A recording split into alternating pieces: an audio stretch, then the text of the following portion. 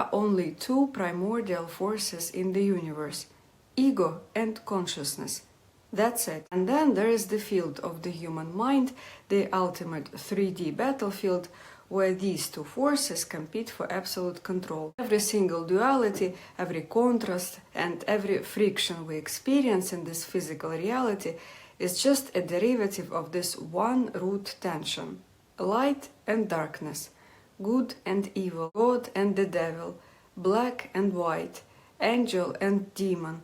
And yes, the archetypal masculine and feminine, they are not separate concepts. They are just different masks worn by these two primordial forces on the stage of your mind. And if we cross over to Western traditions, we find this exact same blueprint coded into the very foundations of our culture, starting with the ancient Greeks and their concept of hieros gamos, the sacred marriage.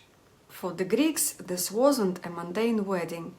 It was a cosmic ritual where the sky god, masculine order boundary, and the earth goddess, feminine, primordial chaos, fertile space, united to birth reality itself.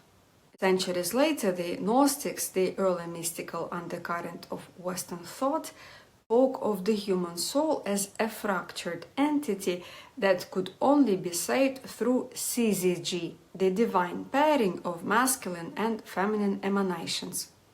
This esoteric psychology eventually became the core secret of Western alchemy.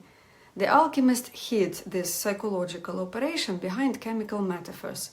Their ultimate stage of wholeness was about the conjuncture, the sacred marriage of the king, the sun representing the masculine analytical drive of the ego, and the queen, the moon representing the feminine boundless depths of consciousness. Alchemy taught that your inner structure and your inner space had to dissolve into each other to create the philosopher's stone, a completely unified, awakened human being.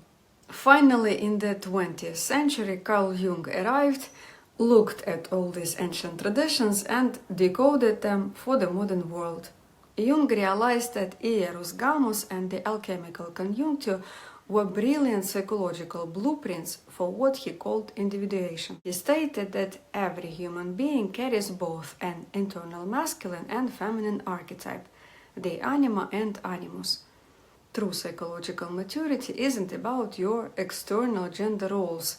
It is the moment the ego surrenders to formless depths, stops projecting its issues onto external partners, and achieves that internal sacred marriage.